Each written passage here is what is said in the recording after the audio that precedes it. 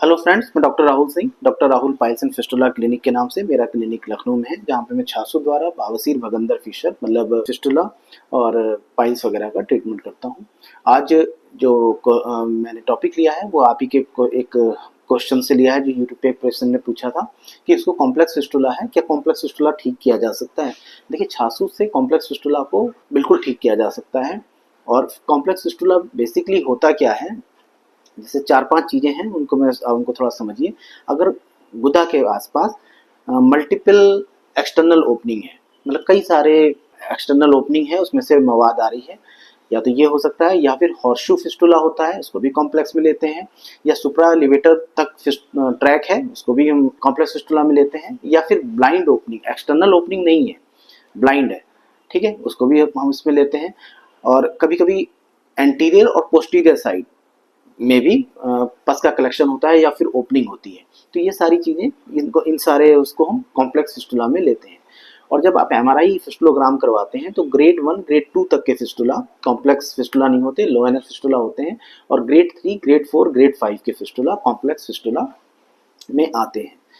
तो अगर आपको मान लीजिए फिस्टुला डायग्नोज हो गया और उसमें आपने कोई सर्जरी करवाई, कई पेशेंट्स आते हैं जो 2-3 बार सर्जरी करवाने के बाद छासूत करवाने आते हैं। इवन कभी कभी छासूत सर्जरी करवाने के बाद ही फिस्टुला उनका ठीक नहीं होता, तब भी हमारे पास जैसे आते हैं।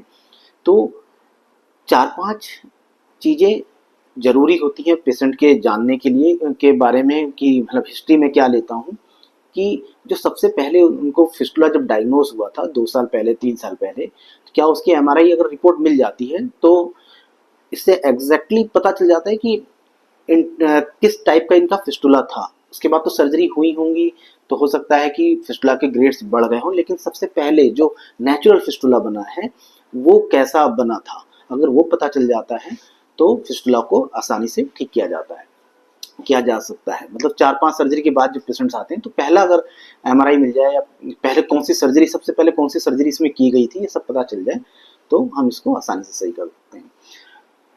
फिस्टुला मान लीजिए शुरुआत में जो फिस्टुला पेशेंट का बना है वो पोस्टीरियर साइड में था, लेकिन अभी एंटीरियर पोस्टीरियर दोनों में हो गया। तो ये सारी चीज़ें हमें पता होना चाहिए, पहले उनका फिस्टुला कहाँ पे था, एंटीरियर साइड में था या फिर पोस्टीरियर साइड में था। फिस्टुला ठीक करने के लिए सबसे इंपॉर्टेंट चीज़ जो मैं कहता हूँ वो होता है इंटरनल ओपनिंग। अगर इंटरनल ओपनिंग आपको क्लियर, मतलब सबसे पहली इंटरनल ओपनिंग अगर आपको पता है कहाँ पेशेंट की थी, और अभी जो आपके पास पेशेंट आया फिर उसकी एमआरआई करवाएगी, तो अब उसकी ओपनिंग मतलब कितनी मतलब क्या उसमें चेंजेस आए हैं, तो इससे आइडिया लगाया जा सकता है। और देखिए, फिस्टुला को ठीक करने के लिए डॉक्टर्स, हर मरीज के लिए डॉक्टर्स को अलग ही तरीके से टैकल किया जाता है, क्योंकि भगंदर एक ऐसी बीमारी है जो सबकी एक जैसी नहीं हो सकती। सबका फिस्टुला, सबका भगंदर अलग तरीके का होता है, और उसमें डॉक्टर को अपना दिमाग हर मरीज के लिए लगाना होता है कि इसके लिए हम कहाँ, मतलब किस तरीके से इसको किया जाए, छासूत कैसे लाइगेट किया जाए कि इसका फिस्टुला ठीक हो।